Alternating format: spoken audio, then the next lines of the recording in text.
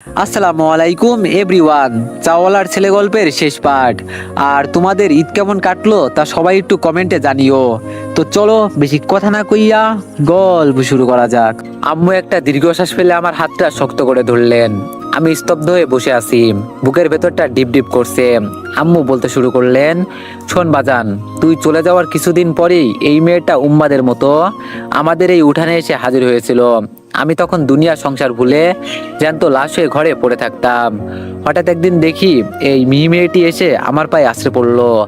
আম্মু একটু থামলেন, তারপর ধরা গলায় বললেন, ও নিজেই নিজের বিয়ে ভেঙে নিজের ঘর বাড়ি ছেড়ে পালিয়ে এসেছিল শুধু একটাই কারণ, নিজের পাপের প্রায়শ্চিত্ত করতে।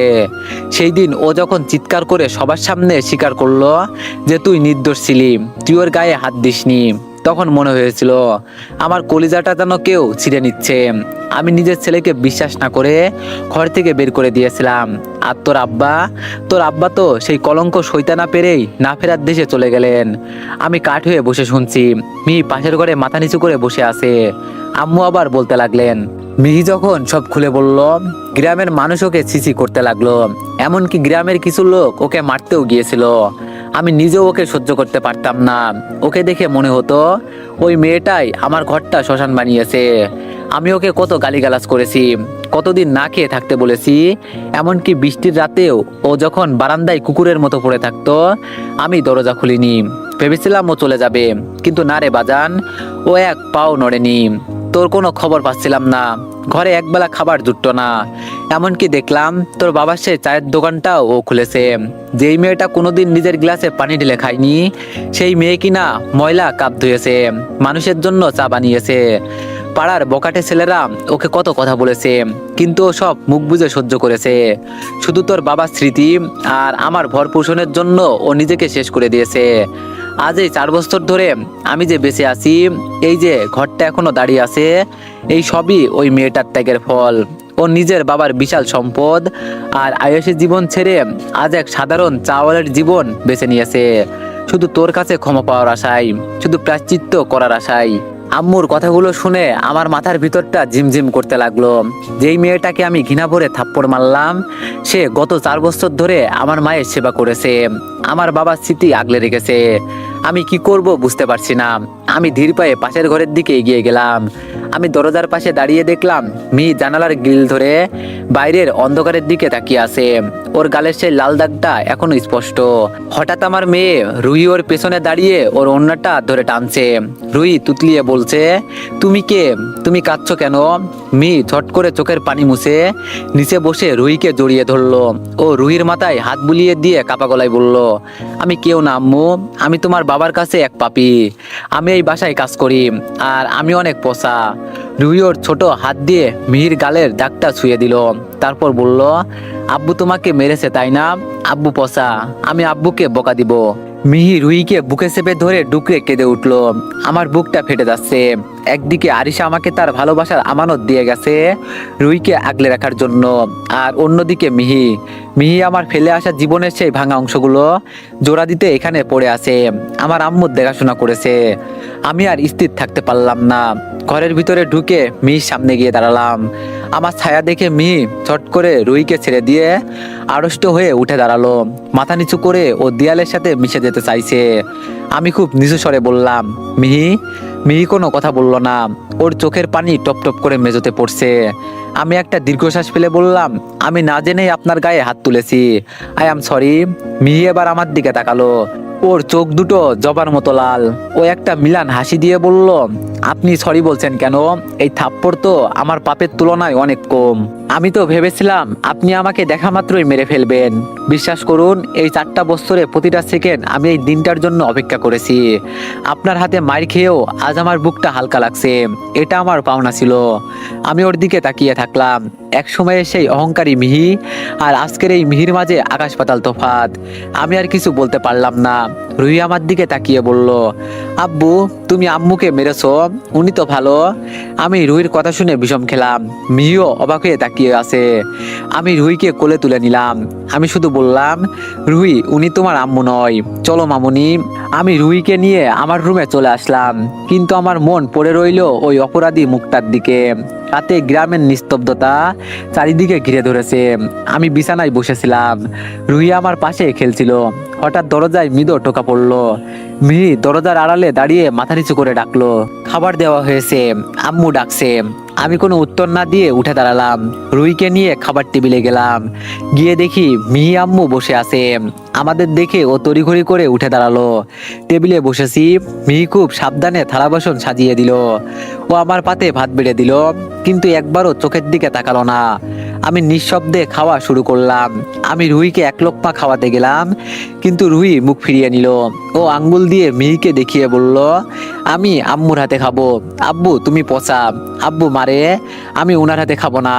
আমি একটু অবাক হলাম, বললাম, রুহি জেদ করো না মাম, আব্বু খাইয়ে দিচ্ছে তো। রুহি এবার চিৎকার করে উঠলো। রুহি বলল, না আমি আম্মুর হাতেই খাবো। আমি খুব অপ্রস্তুত হয়ে মিহির দিকে তাকালাম। ওর চোখে ভয় স্পষ্ট দেখতে পারছি। মাথা নিচু করে আসি। আম্মু পাশ থেকে বলল, খাওয়াইয়া দে না মা আমার দাদু ভাইকে। মিহি কাপা কাপা হাতে রুহির পাশে বসলো। ও এক লোকপা ভাত মেখে রুহির মুখে তুলে দিল। রুহি খুব তৃপ্তি করে খাচ্ছে। আমি লক্ষ্য করলাম মিহি যেভাবে লোকমাটা মাখছে আর রুহির মুখটা মুছে দিচ্ছে, ঠিক এভাবেই আরিশা আমাকে আর আমার স্বপ্নদের যত্ন করত। খাওয়ানোর ফাঁকে রুহি মিহিকে বলল, আম্মু আজ আমি তোমার সাথে ঘুমাবো, ঠিক আছে? মিহি আচমকা আমার দিকে তাকালো। আমি রুহিকে বললাম, রুহি কতবার বলবো উনি তোমার আম্মু না? রুহি বলল, না সেই আমার আম্মু, আমি আজ আম্মুর সাথে ঘুমাবো। আমি বললাম, রুহি। আমাকে থামিয়ে দিয়ে আম্মু বলল, ঘুমাইতেই তো চাইছে, এমন করছিস কেন? রুহির জেদ আর আম্মুর পিড়াপিড়িতে আমি আর কিছুই বলতে পারলাম না। বুকটা এক অদ্ভুত যন্ত্রণায় মোচড় দিয়ে উঠলো। রুহি যাকে আম্মু বলে ডাকছে, তার কারণে এই ঘরটা শ্রীহীন। আমার বাবা আজ কবরে, অথচ নিয়তির কি নিষ্ঠুর পরিহাস। সেই মেয়েটাই আজ আমার মেয়ের আবদার পূরণ করছে। মিহি নিঃশব্দে রুহিকে কোলে তুলে নিয়ে পাশের রুমে চলে গেল। আমি পাথরের মতো উঠোনেই বসে রইলাম। মিহি রুহিকে বিছানায় শুইয়ে দিয়ে ওর চুলে বিলি কেটে দিচ্ছিল। রুহি মিহির গলার ওড়নাটা শক্ত করে ধরে ছোট ছোট চোখে ওর দিকে তাকিয়ে আছে। রুহি বলল, আম্মু তুমি এতদিন কোথায় ছিলে? আমার সাথে দেখা করনি কেন? মিহি চোখের পানি আড়াল করে বলল, আমি অনেক দূরে ছিলাম আম্মু। রুহি বলল, আব্বু বলেছিল তুমি নাকি পরীর দেশে থাকো। তুমিই তো আমার সেই পরীর দেশের আম্মু, তাই না? মিহি চোখের জল ধরে রাখতে পারলো না। ও রুহির কপালে একটা চুমু খেয়ে বলল, আমি তো তোমার কেউ না আম্মু, আমি খুব সাধারণ একজন মানুষ। রুহি বলল, না তুমি আমার আম্মু, তুমি আমায় চকলেট দিবে আব্বু বলতো। এখন চুপচাপ ঘুমাও তো। মিহি আর কথা বাড়ালো না। ও বুঝতে পারলো এই ছোট্ট শিশুর মনে মায়ের যে শূন্যতা, সেটাও যে কোনো নারীর মাঝে খুঁজে পাওয়ার চেষ্টা করছে। ও রুহিকে আদর করে ঘুম পাড়িয়ে দিল। রাত গভীর হয়েছে। আমি ঘরের দাওয়ায় বসে আকাশের দিকে তাকিয়ে আছি। চারিদিকে নিস্তব্ধতা যেন আমার ভিতরের হাহাকারকে আরো বাড়িয়ে দিচ্ছে। আরিশার কথা খুব মনে পড়ছে। ও থাকলে আজ দৃশ্যটা অন্যরকম হতে পারতো। ও হয়তো আমার মায়ের সাথে গল্প করত। রুহিকে নিয়ে আমরা পুরো গ্রাম ঘুরে বেড়াতাম। হঠাৎ পিছন থেকে একটা মৃদু গলার শব্দ শুনতে পেলাম। ফিরে তাকিয়ে দেখি মিহি দাঁড়িয়ে আছে। ওর চোখে মুখে একরাশ ক্লান্তি আর অপরাধ বোধ। সে খুব আস্তে করে বলে উঠল, রুহি ঘুমিয়ে গেছে। আমি বললাম, ধন্যবাদ ওর আবদারটা পূরণ করার জন্য। ও খুব জেদি, না পেলে সারা রাত কাঁদতো।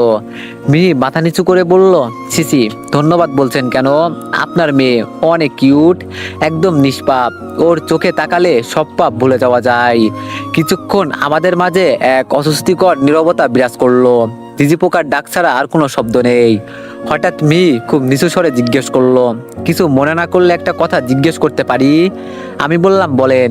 মিহি বলল, আপনার স্ত্রী, তাকে তো দেখছি না, উনি কোথায়? আপনাদের সাথে আসেননি কেন? আরিশার কথা জিজ্ঞেস করতেই আমার বুকটা ধক করে উঠলো। একটা দীর্ঘশ্বাস ফেলে শূন্য দৃষ্টিতে তাকালাম। তারপর বললাম, আরিশা ও আর কোনোদিন কোথাও যাবে না। রুহিকে পৃথিবীর আলো দেখিয়ে ও নিজে চিরদিনের জন্য অন্ধকারে হারিয়ে গেছে। ওকে জন্ম দিতে গিয়েই ও আমার আমাদের ছেড়ে চলে গেছে। কথাটা শুনে মিহি যেন আকাশ থেকে পড়লো। ও স্তব্ধ হয়ে কয়েক সেকেন্ড দাঁড়িয়ে রইলো। ও চোখ দুটো বিস্ময়ে বড় বড় হয়ে গেল। তারপর বলল, ও খোদা, আমি সত্যিই জানতাম না। I am so sorry. আমি আপনাকে অনেক হার্ট করে ফেললাম। আমি ম্লান হেসে উত্তর দিলাম, ঠিক আছে, মৃত্যু তো চিরন্তন সত্যি, কারো হাতে নেই এতে। মিহি কিছুক্ষণ চুপ করে থেকে হঠাৎ নিজেকে শক্ত করলো। তারপর বলল, রাকিব, আমি একটা সিদ্ধান্ত নিয়েছি। আমি বললাম, কি সিদ্ধান্ত? মিহি বলল, আমি কাল সকালে এখান থেকে চলে যাব, আর কোনোদিন আপনাদের সামনে আসবো না।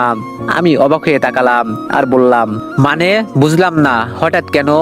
মিহি বলল, এখন তো আপনি এসে গেছেন, আপনার মায়ের দেখাশোনা আপনি করতে পারবেন, তার ভরণ পোষণও নিতে পারবেন। আমার যতটুকু প্রায়শ্চিত্ত করার ছিল আমি করেছি। এখন আমি এখানে থাকলে আপনার ঘৃণা আর কষ্টই বাড়বে। আমার প্রয়োজন এখানেই শেষ, তাই কাল ভোরেই আমি চলে যাব। বলেই মিহি দ্রুত ঘুরে বাড়ির ভিতরে চলে গেল। যাওয়ার সময় ওর গাল বেয়ে গড়িয়ে পড়া অশ্রুবিন্দু চাঁদের আলোয় চকচক করে উঠল। আমি কেবল তাকিয়ে রইলাম। যেই মেয়েটাকে আমি সবচেয়ে বেশি ঘৃণা করতাম, আজ তার চলে যাওয়ার কথাই কেন জানি বুকের ভেতরটা খসখস করে উঠলো। এখন আমি কি করব বুঝতে পারছি না। পরের দিন সকালে জানলা দিয়ে আসার রোদের ঝিলিক আর আম্মুর অস্থির ডাক শুনে আমার ঘুম ভেঙে গেল। আম্মু বারবার আমার দরজা ধাক্কা দিচ্ছিলেন। আমি চোখ কসলাতে কসলাতে দরজা খুললাম। দেখলাম আম্মুর চোখে মুখে রাজ্যের দুশ্চিন্তা। আমি বললাম, কি হয়েছে আম্মু, এত সকালে এভাবে ডাকছো কেন? আম্মু বলল, বাজান, সর্বনাশ হয়ে গেছে। মিহিরে তো কোথাও খুঁজে পাইতাছি না। ওর ঘরের দরজা খোলা, বিছানা খালি, আশেপাশে কত খুঁজলাম, কোথাও নাই মেয়েটা। আমি এক মুহূর্তের জন্য স্তব্ধ হয়ে গেলাম। কাল রাতের কথাগুলো মনে পড়ে গেল। ও যে সত্যি চলে যাবে সেটা আমি ভাবতে পারিনি। আমি বললাম, আম্মু, ও হয়তো সত্যি চলে গেছে। কাল রাতে ও আমাকে বলেছিল যে ও আমাদের সামনে আসবে না। ও নিজের পাপের প্রায়শ্চিত্ত করতে চেয়েছিল। আর যেহেতু আমি ফিরে এসেছি, ও ভেবেছে ওর এখানে থাকার আর প্রয়োজন নেই। আম্মু কপালে হাত দিয়ে দাওয়ায় বসে পড়লেন, তার চোখে জল। আম্মু বলল, এই 4টা বছর ও আমার চোখে চোখে রাখছে। ও গেলে আমার এই ঘরটা যে আবার শ্মশান হয়ে যাবে। ঠিক সেই সময় ভিতর থেকে রুহির কান্নার শব্দ শোনা গেল। আমি দ্রুত রুমে গিয়ে দেখি রুহি বিছানায় উঠে বসে চিৎকার করছে। আমাকে দেখেই ও দুহাত বাড়িয়ে এগিয়ে এলো। রুহি বলল, আব্বু, আম্মু কোথায়? আমি ঘুম থেকে উঠে দেখি আম্মু নেই। আম্মু কোথায় গেছে আব্বু? আমি ওকে কোলে নিয়ে শান্ত করার চেষ্টা করলাম। আমি বললাম, আম্মু, ও তো কোনো কাজে বাইরে গেছে, চলে আসবে। কিন্তু রুহি কিছুতেই মানতে চাইলো না। ও হাত পা ছুঁড়ে আরো জোরে জোরে কাঁদতে শুরু করলো। রুহি বলল, না, তুমি মিথ্যা বলছো, তুমি আম্মুকে মেরেছো, তাই আম্মু চলে গেছে। আমি আম্মু চাই। আম্মু না এলে আমি খাবার খাবো না, কিচ্ছু করব না, আমি আম্মুর কাছে যাব। রুহির ওই করুণ কান্না আর আম্মুর ডাক শুনে আমার বুকের ভেতরটা ছিঁড়ে যাচ্ছিল। 4 বছর পর ও যার মাঝে মায়ের ছায়া খুঁজে পেয়েছে, সেও এভাবে চলে গেল। আম্মু দরজায় দাঁড়িয়ে সব দেখছিলেন। তিনি আমার কাছে এসে বললেন, রাকিব, তুই নিজের জেদ আর ঘৃণা দিয়ে সব বিচার করিস না। ও তো চেনে না কে অপরাধী আর কে নির্দোষ। ও শুধু চেনে ওর মারে। রুহির জন্য হলেও তুই ওরে ফিরিয়ে নিয়ে আয় বাজান। ওই মেয়েটা ছাড়া রুহির যে কেউ শান্ত করতে পারবে না। আমি রুহির চোখের জল মুছে দিয়ে ওর দিকে তাকালাম। ওর ফোলা ফোলা লাল চোখগুলো যেন আমাকে অনুরোধ করছে। আমি আর স্থির থাকতে পারলাম না। আমি রুহিকে বললাম, লক্ষ্মী সোনা আমার, তুমি কান্না করো না। আব্বু এখনই যাচ্ছে, প্রমিস করছি আমি তোমার আম্মুকে ফিরিয়ে নিয়ে আসবো। তুমি একদম কাঁদবে না, ঠিক আছে? রুহি একটু শান্ত হয়ে আমার দিকে তাকালো। আমি আম্মুর দিকে তাকিয়ে বললাম, আম্মু, তুমি রুহিকে সামলাও, আমি স্টেশনের দিকে যাচ্ছি। ও হয়তো এখনো ট্রেন পাইনি। আমি দ্রুত তৈরি হয়ে গাড়ির চাবি নিয়ে বেরিয়ে পড়লাম। মনে একটাই ভয়, আরিশার মতো মিহিরও যদি চিরতরে হারিয়ে যায়, তবে রুহির এই শূন্যতা আমি কোনোদিন পূরণ করতে পারবো না। গাড়িটা ঝড়ের গতিতে মেঠোপথ পেরিয়ে বড় রাস্তার দিকে ছুটছে। স্টিয়ারিং ধরে থাকা আমার হাত দুটো ঘামছে। 4 বছর আগে এই গ্রাম থেকে যখন পালিয়েছিলাম, তখন বুক ভরা ছিল ঘৃণা আর অপমান। আজ আবার সেই একই পথে ছুটছি, কিন্তু এবার মনের ভিতর ঘৃণা নয়, বরং এক ভয়াবহ অস্থিরতা কাজ করছে। বারবার রুহির সেই করুণ মুখটা চোখের সামনে ভাসছে। মেয়েটা জন্মের পর থেকে মায়ের আদর পায়নি। কাল একটা রাত মিহির বুকে মাথা দিয়ে ঘুমানোর পর ও যেন নিজের হারিয়ে যাওয়া জগৎ খুঁজে পেয়েছে। আজ সকালে মিহিকে না পেয়ে ওর যে হাহাকার, সেটা আমি সইতে পারছি না। স্টেশনের কাছাকাছি আসতেই কানে এলো ট্রেনের হুইসেল। বুকটা ধক করে উঠলো। না, এটা হতে পারে না। গাড়িটা ব্রেক কষে থামিয়ে আমি স্টেশনের দিকে দৌড় দিলাম, কিন্তু প্ল্যাটফর্মে পা রাখতেই দেখলাম দূরপাল্লার ট্রেনটা ধোঁয়া উড়িয়ে ধীরগতিতে স্টেশন ছেড়ে চলে যাচ্ছে। আমি হতভম্ব হয়ে দাঁড়িয়ে রইলাম। চারপাশটা যেন হঠাৎ করে একদম নিঝুম হয়ে গেল। আমার 4 বছরের জমানো জেদ আর অভিমান আজ আমাকে এক অসহায়ত্বের কিনারায় দাঁড় করিয়েছে। ট্রেনের শেষ বগিটা যখন দৃষ্টির আড়ালে চলে গেল, আমার মনে হলো রুহির শেষ আশ্রয়টুকু বুঝি হারিয়ে গেল। আমি প্ল্যাটফর্মের এক কোনায় দাঁড়িয়ে দীর্ঘশ্বাস ফেললাম। নিজেকেই নিজে প্রশ্ন করলাম, এখন আমি বাড়ি গিয়ে রুহিকে কি জবাব দিব? কিভাবে বলবো যে তোমার সেই পরিদেশের আম্মু আবার হারিয়ে গেছে? মুখটা কালো করে ফিরে আসতে চাচ্ছিলাম, ঠিক তখনই হঠাৎ দূরে একটা বেঞ্চের দিকে আমার নজর গেল। দেখলাম একজন নারী মুখ নিচু করে একলা বসে আছে। তার পাশে একটা ছোট্ট ট্রলি ব্যাগ। চিনতে আমার এক মুহূর্ত দেরি হলো না, ওটা মিহি। আমি ধীর পায়ে ওর দিকে এগিয়ে গেলাম। আমার পায়ের শব্দ পেয়ে মিহি ঝট করে মুখ তুলল। ওর চোখ দুটো কান্নায় ভিজে লাল হয়ে আছে। আমাকে সামনে দেখে ও যেন বিশ্বাস করতে পারছিল না। ও স্তম্ভিত হয়ে দাঁড়িয়ে গেল। আমি ওর সামনে গিয়ে পাথরের মতো দাঁড়িয়ে রইলাম। আমাদের দুজনের মাঝখানে কয়েক মুহূর্তের জন্য শব্দহীন এক পৃথিবী তৈরি হলো। আমি অপলক দৃষ্টিতে ওর দিকে তাকিয়ে আছি, আর আমার চোখের কোণ দিয়ে জল গড়িয়ে পড়ছে। আমার এই চোখের জল আজ ঘৃণার নয়, বরং এক অদ্ভুত মায়ার। মিহি হঠাৎ করে ডুকরে কেঁদে উঠলো। ও ধরা গলায় বলতে শুরু করলো, আমি যেতে পারলাম না রাকিব। অনেক চেষ্টা করেছি ট্রেনটায় উঠতে, কিন্তু বারবার আম্মুর মুখটা চোখের সামনে আসছিল। এই 4 বছরে আম্মু ছাড়া আমার কেউ ছিল না। আম্মুকে ফেলে আমি একা চলে যেতে পারছি না রাকিব। আমি বুঝতে পারছি না আমি এখন কি করব। ওর এই কথা শুনে আমি আর নিজেকে ধরে রাখতে পারলাম না। সব সামাজিকতা আর দ্বিধার দেওয়াল ভেঙে আমি মিহিকে শক্ত করে জড়িয়ে ধরলাম। মিহি আমার এই আকস্মিক আচরণে কেঁপে উঠলো। ওর কান্নার বেগ আরো বেড়ে গেল। আমি ওর কাঁধে মাথা রেখে বলতে লাগলাম, প্লিজ মিহি, আমার মেয়েটাকে বাঁচাও। ও তোমাকে ছাড়া আর কিছুই বুঝতে চাচ্ছে না। তুমি চলে আসার পর থেকে ও এক ফোঁটাও জল মুখে দেয়নি। ও তোমাকে ওর আম্মু ভেবে নিয়েছে। তুমি না ফিরলে আমার মেয়েটা মরে যাবে মিহি। আমার জন্য না হোক, ওই নিষ্পাপ শিশুটার জন্য চলো। মিহি আমার বুকে মুখ লুকিয়ে কান্না জড়ানো কণ্ঠে বলল, আমি ওকে ছাড়া যেতে পারছি না রাকিব। আমার বারবার মনে হচ্ছিল রুহি হয়তো আমাকে খুঁজছে। আমরা আর দেরি করলাম না। মিহি সেই ট্রলি ব্যাগ নিয়ে আমি ওকে গাড়িতে তুললাম। ফিরে যাওয়ার পর কারো মুখে কোনো কথা নেই, কিন্তু একটা প্রশান্তি চারিদিকে ছড়িয়ে আছে। বাড়ির সামনে গাড়ি থামতেই দেখলাম আম্মু রুহিকে কোলে নিয়ে উঠানে পায়চারি করছে। রুহি তখনও কাঁদছে। মিহি গাড়ি থেকে নামতেই রুহি যেন জাদু মন্ত্রে ঠিক হয়ে গেল। ওর ছোট্ট মুখটা উজ্জ্বল হয়ে উঠলো। রুহি চিৎকার করে উঠলো, আম্মু। ও আম্মুর কোল থেকে নামার জন্য ছটফট করতে লাগলো। নিচে নামতেই ও ছোট ছোট পায়ে মিহির দিকে দৌড়ে গেল। মিহিও দুহাত বাড়িয়ে দৌড়ে গিয়ে রুহিকে বুকে টেনে নিল। রুহিকে কোলে তুলে নিয়ে মিহি ওর কপালে আর গালে পাগলের মতো চুমু খেতে লাগলো। রুহি মিহির গলা জড়িয়ে ধরে কাঁদো কাঁদো গলায় বলল, তুমি পচা, তুমি আমায় ফেলে কেন গেছো আম্মু? আর কোনোদিন যাবা না, ঠিক আছে? মিহি চোখের জল মুছতে মুছতে হাসলো আর বলল, না আম্মু, আর কোনোদিন তোমাকে ছেড়ে যাব না। বলেই মিহি রুহিকে আরো চুমু দিতে লাগলো। দূর থেকে দাঁড়িয়ে আমি আর আম্মু এই দৃশ্যটা দেখছিলাম। হঠাৎ মনে হলো 4 বছর আগের সেই শ্মশান হওয়া বাড়িটা আজ আবার নতুন করে প্রাণ ফিরে পেয়েছে। আরিশা হয়তো উপর থেকে দেখে খুশি হচ্ছে, কারণ ওর আমানত আজ একা নয়, এক নতুন মায়ের ছায়া খুঁজে পেয়েছে। মিহি রুহিকে কোলে নিয়ে ধীর পায়ে ঘরের ভিতরে ঢুকলো। রুহি যেন ওর কোল থেকে নামতেই চাইছে না। মিহির ওড়নাটা শক্ত করে ধরে রেখেছে, যেন একটু আগলা করলেই ও আবার হারিয়ে যাবে। আম্মুর মুখে আজ 4 বছর পর চিতলে তৃপ্তির হাসি দেখলাম। তিনি বারবার আঁচল দিয়ে চোখের জল মুছছে আর বিড়বিড় করে বলছে, আল্লাহ যা করেন মঙ্গলের জন্যই করেন। রুহি তো মিহির পেছনই ছাড়ছে না। মিহি রান্নাঘরে গেলে ও সেখানে যাচ্ছে, আবার মিহি ঘর গোছাতে বসলে ও পাশে বসে ওর আদো আদো গলায় 101টা প্রশ্ন করছে। মিহিও খুব ধৈর্য নিয়ে প্রতিটা কথার উত্তর দিচ্ছে, আর মাঝে মধ্যে রুহিকে জড়িয়ে ধরে আদর করছে। রাতে আমরা সবাই উঠোনে খেতে বসেছি। আজ পরিবেশটা অন্যরকম। মিহি রুহিকে নিজের হাতে খাইয়ে দিচ্ছে। রুহি খুব আয়েশ করে খাচ্ছে আর মিহির দিকে তাকিয়ে আসছে। আমি লক্ষ্য করলাম এই একটা দিনেই রুহির চেহারার সেই বিষণ্ণতা একদম কেটে গেছে। আমি খাওয়ার মাঝখানে আম্মুর দিকে তাকিয়ে একটু গম্ভীর গলায় বললাম, আম্মু, একটা কথা বলার ছিল। আম্মু বলল, বল বাজান। আসলে আম্মু, আমি তাড়াহুড়ো করে চলে আসছি। ওখানে আমার অনেক বড় ব্যবসা, 4 বছর ধরে অনেক কষ্ট করে দাঁড় করিয়েছি। আমি না থাকায় অনেক ক্ষতি হয়ে যাচ্ছে। তাই আমি ভাবছি কাল সকালেই আমি তোমাদের নিয়ে ঢাকা রওনা দেব।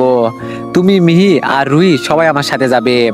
কথাটা শুনে রুহি 2 হাত তালি দিয়ে বলে উঠলো, এ কি মজা, আমরা সবাই একসাথে থাকবো। আব্বু, আম্মু আর দিদা সবাই যাব। মিহি থমকে গিয়ে আমার দিকে তাকালো। আম্মু একটু ইতস্তত করে বললেন, বাজান, এই বুড়ো বয়সে আমি শহরে গিয়ে কি করব? আমি বরং এখানেই থাকি, তোরা যা। আমি কিছু বলার আগেই রুহি আম্মুর হাত ধরে ঝুলে পড়লো। রুহি বলল, না দিদা, তুমি না গেলে আমিও যাব না, আম্মুও যাবে। তুমি না গেলে আমার মন খারাপ হবে। রুহির ওইটুকু আবদার আর চোখের মায়ার দিকে তাকিয়ে আম্মু আর না করতে পারলেন না। দীর্ঘশ্বাস ফেলে মিহির দিকে তাকিয়ে বললেন, কি আর করুম, নাতনির যা জেদ, ঠিক আছে বাজান, আমি রাজি। মিহি নিঃশব্দে মাথা নিচু করে রইল। ওর মনে হয়তো এখনো অনেক দ্বিধা, কিন্তু রুহির ভালোবাসার কাছে ও আজ বন্দি। রাতে রুহির জেদ ধরলো, ও আজ মিহির কাছেই ঘুমাবে। আমি দেখলাম মিহি ওকে পরম মমতায় বুকে জড়িয়ে ধরে নিয়ে শুয়ে পড়লো। পরের দিন সকালে মনে হলো আজ তো নতুন এক ভোরে সূর্য উঠেছে। মিহি খুব ভোরে উঠে রুহিকে নিজের হাতে সুন্দর করে সাজিয়ে দিয়েছে। রুহিকে একটা লাল ফ্রক পরিয়ে ওর চুলে 2টো ঝুঁটি বেঁধে দিয়েছে। ওকে একদম রাজকন্যার মতো লাগছে। আমাদের সবার গোছগাছ শেষ, ব্যাগপত্র সব গাড়িতে তোলা হলো। মিহি যাওয়ার সময় একবার আমার বাবার সে চায়ের দোকানটার দিকে তাকালো, যে দোকানটি সে 4 বছর ধরে আগলে রেখেছিল। ওর চোখে জল এলেও মুখে একটা প্রাপ্তির হাসি ছিল। আমরা সবাই রওনা দিলাম। কয়েক ঘন্টা একটানা গাড়ি চালানোর পর যখন ঢাকার ব্যস্ত রাস্তায় ঢুকলাম, রুহি জানালার কাছ দিয়ে বড় বড় বিল্ডিং দেখে অবাক হয়ে যাচ্ছিল। দুপুর নাগাদ আমরা আমাদের ফ্ল্যাটের সামনে পৌঁছালাম। বাসার কলিং বেল বাজাতেই দরজা খুললেন আরিশার আব্বু আম্মু। রুহি ভিতরে ঢুকেই দৌড়ে গিয়ে তার নানুকে জড়িয়ে ধরলো। রুহি বলল, নানু নানু, দেখো আমার আম্মু পেয়ে গেছি, এই যে আমার আম্মু। রুহি আঙ্গুল দিয়ে মিহিকে দেখালো। আঙ্কেল আর আন্টি একদম আকাশ থেকে পড়লেন। তারা প্রথমে আমার দিকে, তারপর মিহির দিকে বিস্ময় নিয়ে তাকাতে লাগলেন। মিহি মাথা নিচু করে আড়ালে দাঁড়িয়ে রইল। আঙ্কেল অবাক হয়ে বললেন, রাকিব, এই মেয়েটি কে? আমি একটা দীর্ঘশ্বাস ফেলে সবাইকে ড্রয়িং রুমে বসতে বললাম। তারপর 4 বছর আগে সেই মিথ্যা অপবাদ, মিহির সেই ভুলের প্রায়শ্চিত্ত করতে গ্রামে চলে যাওয়া, আমার মায়ের সেবা করা এবং রুহির সাথে এই অদ্ভুত আত্মিক সম্পর্কের সবটুকু ঘটনা বিস্তারিত খুলে বললাম। সবটা শুনে আঙ্কেল আর আন্টি অনেকক্ষণ চুপ করে রইলেন। আন্টির চোখের জল চলে এসেছে। তিনি উঠে গিয়ে মিহির হাত দুটো ধরলেন। আন্টি বলল, মা, তুমি যা করেছো তা আজকের দিনে কেউ করে না। আরিশা নেই, কিন্তু রুহির জন্য মা হিসাবে আল্লাহ হয়তো তোমাকেই ঠিক করে রেখেছেন। আমরা অনেক খুশি হয়েছি মা। আঙ্কেল আমার কাঁধে হাত রেখে বললেন, রাকিব, তুমি সঠিক সিদ্ধান্ত নিয়েছো। মিহি ওর ভুলের জন্য যথেষ্ট কষ্ট পেয়েছে। এখন আমরা সবাই মিলেমিশে থাকবো। আরিশার আত্মা এতে শান্তি পাবে। কয়েকদিন পর মিহি রুহিকে এমন ভাবে আগলে রেখেছে যে এক মুহূর্তের জন্য মনে হয় না ও রুহির নিজের মা নয়। রুহিও এখন আর আগের মতো কান্নাকাটি করে না। সারাক্ষণ আম্মু আম্মু করে মিহির পিছু পিছু ঘোরে। শুধু রুহি নয়, মিহি আমার আম্মু এবং আরিশার বাবা মাকেও পরম যত্নে আপন করে নিয়েছে। আরিশার আম্মু তো এখন মিহিকে নিজের মেয়ের মতোই দেখেন। বাড়ির গুমট পরিবেশটা মিহির ছোঁয়ায় একদম প্রাণবন্ত হয়ে উঠেছে। একদিন বিকালে মিহি রুহিকে নিয়ে ছাদে খেলছিল। আমি তখন নিজের ঘরে ল্যাপটপে কাজ করছিলাম। হঠাৎ আম্মু এসে বললেন, আরিশার আব্বু আম্মু আমাকে ড্রয়িং রুমে ডাকছেন। আমি নিচে আসতেই দেখলাম সবাই খুব গম্ভীর মুখে বসে আছেন। আমি একটু চিন্তিত হয়ে জিজ্ঞেস করলাম, কি হয়েছে আব্বু, কোনো সমস্যা? আরিশার আব্বু একটা দীর্ঘশ্বাস ফেলে আমার দিকে তাকালেন। তারপর বললেন, রাকিব, এভাবে আর কতদিন চলবে বলো তো? আমি বললাম, মানে ঠিক বুঝলাম না আব্বু, কিসের কথা বলছেন? আঙ্কেল বলল, এই যে মিহি মেয়েটা, ও তো এখন সব সামলাচ্ছে। রুহি ওকে নিজের মা মেনে নিয়েছে। মিহিও রুহিকে নিজের জীবনের চেয়েও বেশি ভালোবাসে। আমাদের সবার দেখাশোনাও করছে। তাহলে তুমি ওকে সামাজিকভাবে একটা পরিচয় দিচ্ছ না কেন? তোমরা বিয়ে করে ফেললেই তো সব চুকে যায়। বিয়ের কথা শুনতে আমার বুকের ভেতরটা মোচড় দিয়ে উঠলো। চোখের সামনে আরিশার সেই হাসি ভরা মুখটা ভেসে আসলো। আমি ধরা গলায় বললাম, আব্বু, আপনারা তো জানেনই আরিশা ছাড়া আমি কাউকে স্ত্রী হিসাবে মেনে নিতে পারবো না। ওকে দেওয়া কথা আমি কিভাবে ভাঙবো? এবার আরিশার আম্মু এগিয়ে আসলেন। তিনি আমার হাত ধরে বললেন, বাবা রাকিব, আরিশা যেখানেই থাকুক ও নিশ্চয়ই রুহিকে খুশি দেখে শান্তি পাচ্ছে। আরিশা নিজেই চেয়েছিল রুহি যেন মায়ের অভাব বুঝতে না পারে। মিয়া সেই অভাবটা পূরণ করেছে। তুমি যদি মিহিকে বিয়ে করো তবে আরিশা উপর থেকে খুশি হবে। ও কখনোই চাইতো না যে তুমি আর রুহি একা থাকো। আম্মু পাশ থেকে বললেন, বাজান, মেয়েটা ওর জীবনের শখ বিসর্জন দিয়ে এই 4 বছর আমার সেবা করেছে। এখন রুহির ভবিষ্যতের দিকে তাকিয়ে হলেও নিজের জেদটা ছাড়। সবার অনেক বোঝানোর পর আর রুহির ভবিষ্যতের কথা চিন্তা করে শেষমেশ আমি মাথা নিচু করে বিয়েতে রাজি হলাম। আঙ্কেল তখন মিহিকে উপর থেকে ডাক পাঠালেন। মিহি নিচে আসলে আঙ্কেল তাকে বললেন, মিহিমা, আমরা চাইছি তুমি আর রাকিব বিয়ে করো। এতে রুহি তার মায়ের অধিকার পাবে আর তুমিও এই বাড়ির বউ হয়ে সম্মান নিয়ে থাকতে পারবে। তোমার কি মত? মিহি অপরাধ মাখা চোখে একবার আমার দিকে তাকালো, তারপর মাথা নিচু করে শান্ত গলায় বলল, আঙ্কেল, আমি ওর জীবনে যে পরিমাণ ক্ষতি করেছি তাতে ওনার পাশে দাঁড়ানোর যোগ্যতাও আমার নেই। কিন্তু রুহির জন্য যদি আমাকে বিষও খেতে হয় আমি তাও হাসি মুখে করব। আপনারা যা ভালো মনে করেন, আমার তাতে কোনো আপত্তি নেই। 2 দিন পর আঙ্কেল ঘরোয়াভাবেই আমাদের বিয়ের আয়োজন করলেন। খুব সাদামাটা ভাবে আমাদের কাজী ডেকে বিয়ে পড়ানো হলো। আরিশার বাবা মা নিজেরা দাঁড়িয়েই সব সম্পূর্ণ করলেন। আজ আমাদের বাসর রাত। আমি খুব ধীর পায়ে ঘরে ঢুকলাম। ভিতরে গিয়ে দেখি মিহি রুহিকে নিয়ে বিছানায় বসে আছে। রুহি আমাকে দেখে অবাক হয়ে বলল, আব্বু, তুমি এখানে কি করতে আসছো? তুমি তোমার রুমে যাও, তুমি পচা, আম্মুর সাথে আমি ঘুমাবো। হঠাৎ দরজায় মৃদু টোকা পড়লো। আমি দরজা খুলতেই দেখি আরিশার আম্মু দাঁড়িয়ে আছেন। তিনি হেসে ভিতরে ঢুকে রুহির কাছে গেলেন। আন্টি বলল, রুহি দাদু ভাই, এসো তো সোনা, আজ আমরা একসাথে ঘুমাবো। রুহি মুখ ঘুরিয়ে বলল, না, আমি আম্মুর কাছে থাকবো। আন্টি এবার রুহিকে বলতে শুরু করলেন, শোনো, আজকে তোমার জন্য অনেক অনেক চকলেট কিনেছি আর রাতে তোমাকে পরীর দেশে দারুণ দারুণ সব গল্প শোনাবো। এসো আমার সাথে। গল্প আর চকলেটের নাম শুনে রুহি একটু নরম হলো। সে মিহির দিকে তাকিয়ে বলল, আম্মু, আমি কি শুনবো? মিহি মিলান হেসে বলল, হ্যাঁ আম্মু, তুমি নানুর সাথে গিয়ে গল্প শোনো। রুহি এবার খুশিতে খাট থেকে নেমে দৌড় দিয়ে তার নানুর কোলে উঠলো। দরজার দিকে যাওয়ার সময় আমাকে শাসিয়ে দিয়ে বলল, আব্বু, আম্মু আজকে তোমার কাছে থাকলো, তুমি কিন্তু আম্মুকে মারতে পারবে না, ঠিক আছে? রুহি চলে যাওয়ার পর আমি দরজাটা লাগিয়ে দিলাম। ঘরে এখন শুধু আমি আর মিহি। এক অদ্ভুত নীরবতা বিরাজ করছে। হঠাৎ মিহি খাট থেকে নেমে এসে আমার পায়ে হাত দিয়ে সালাম করলো। তারপর সে আবার খাটে গিয়ে একদম কোনায় জড়সড়ো হয়ে বসলো। আমি তখনও দাঁড়িয়েছিলাম। মিহি নিজের ঘোমটাটা নিজেই খুলে ফেললো। তারপর মিলান হেসে বলল, তুমি ওখানে দাঁড়িয়ে আছো কেন আমি জানি। আমি এও জানি যে তুমি শুধু রুহির জন্য আমাকে বিয়ে করতে রাজি হয়েছো। বিশ্বাস করো রাকিব, আমি রুহির আম্মু হতে পেরেই অনেক খুশি। তোমার উপর আমার কোনো দাবি নেই, তুমি চিন্তা করো না। আমি নিচে শুয়ে পড়ছি, তুমি খাটে শুয়ে পড়ো। আমি একটা দীর্ঘশ্বাস ফেললাম, ওর সামনে গিয়ে দাঁড়ালাম। আমি বললাম, মিহি, আসলে জীবনটা তো সিনেমা নয়। আমি শুধু বলতে চাই আমার একটু সময় লাগবে সবকিছু মানিয়ে নিতে। আরিশার জায়গা অন্য কাউকে দিতে সময় লাগবে। তুমি কি আমাকে সেই সময়টুকু দিবে? মিহি মাথা তুলে আমার দিকে তাকালো। ওর চোখে জল চিকচিক করছে। মিহি বলল, কোনো সমস্যা নেই রাকিব, তুমি আমাকে না মানিয়ে নিলেও আমি খুশি। কারণ তুমি যে আমার দেওয়া সব অপবাদ ক্ষমা করে দিয়ে আমাকে রুহির মায়ের স্বীকৃতি দিয়েছো, এটাই আমার জীবনের পরম পাওয়া। এর চেয়ে বেশি কিছু আমি চাই না। আমি আর কিছু না বলে বিছানার এক পাশে শুয়ে পড়লাম। মিহি নিচে বালিশ টেনে নিতে চাইলো, কিন্তু আমি বাধা দিলাম। আমি বললাম, নিচে শুতে হবে না, তুমি বিছানাতেই ওপাশে শো, আমি তোমাকে বিশ্বাস করি। মিহি নিঃশব্দে খাটের এক কোনায় শুয়ে পড়লো। জানালা দিয়ে চাঁদের আলো ঘরে এসে পড়ছে। আমি জানি আরিশার জায়গা কেউ কোনোদিন নিতে পারবে না, কিন্তু মিহি যে ত্যাগ আর ভালোবাসা দিয়ে আমাদের ঘরটা জোড়া লাগিয়েছে তা অস্বীকার করার উপায় নেই। রুহি আজ তার মা পেয়েছে, আর আমি পেয়েছি জীবনের এক কঠিন সত্য। ঘৃণা আর প্রতিশোধের চেয়েও ক্ষমা আর ভালোবাসা অনেক বেশি শক্তিশালী। পরের দিন সকালে ঘুম থেকে উঠে দেখি মিহি রান্নাঘরে ব্যস্ত। রুহি ওর পেছন পেছন ঘুরছে আর বলছে, আম্মু, আজ আমাকে সাজুগুজু করিয়ে দাও। মিহি পরম মমতায় রুহিকে কোলে তুলে নিল। ওর নাকে নাক ঘষে দিয়ে বলল, আগে আমার লক্ষ্মী সোনা নাস্তা করে নেবে, তারপর সাজুগুজু, ঠিক আছে? রুহি খিলখিল করে হেসে মিহির গলা জড়িয়ে ধরলো। এটা দেখে আমার বুকটা ভরে গেল। মিহি শুধু রুহির মা হয়নি, ও যেন এই ঘরটার প্রাণ হয়ে উঠেছে। এভাবেই কেটে গেল বেশ কিছুদিন। গভীর রাতে বারান্দায় দাঁড়িয়ে আকাশের দিকে তাকিয়েছিলাম। বাতাসটা খুব স্নিগ্ধ। হঠাৎ মনে হলো আমি কি মিহির প্রতি অন্যায় করছি। আরিশা আমার হৃদয়ে চিরকাল থাকবে, সেটা ধ্রুব সত্য। কিন্তু মিহি, সে তো তার ভুলের জন্য 4 বছর তিল তিল করে প্রায়শ্চিত্ত করেছে, আমার মায়ের সেবা করেছে, রুহিকে আগলে রেখেছে নিজের জীবনের চেয়েও বেশি।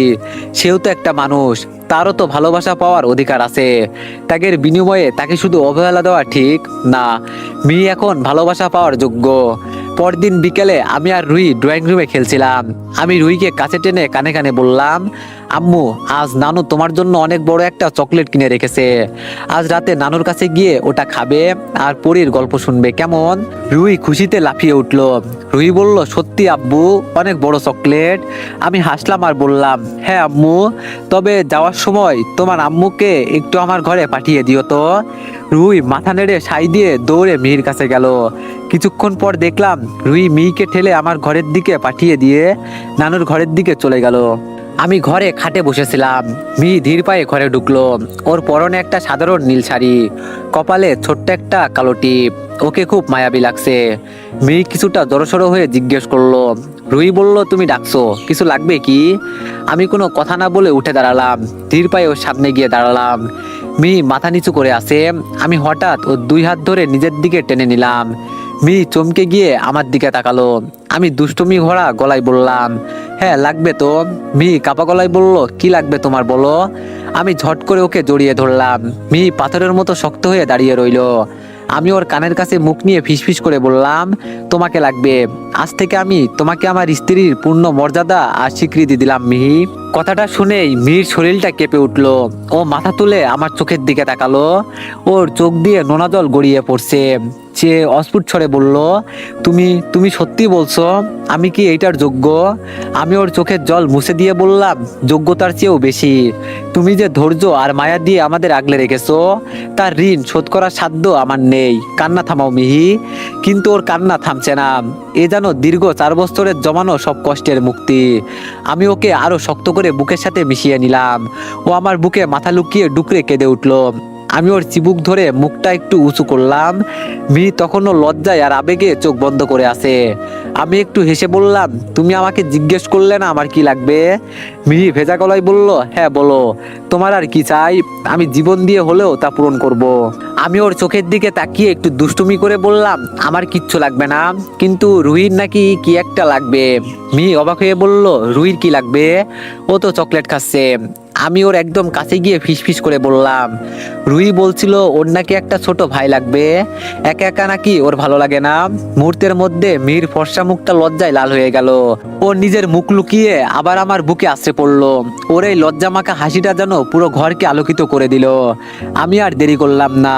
ওর কপালে একটা দীর্ঘ চুমু খেয়ে ধীরে ধীরে ওর ঠোঁটের কাছে মুখ নিয়ে গেলাম। বাইরে তখন ঝিঝি পোকার ডাক, আর ঘরে আমাদের 2 হৃদয়ের স্পন্দন, ঘৃণা, অপরাধবোধ আর যে ধুয়ে সব ভুলে গিয়ে রুহির ঠোঁটে আমার ঠোঁট জোড়া ডুবিয়ে দিলাম। সেই কি অনুভূতি! আর আপনাদের বোঝানো গেল না।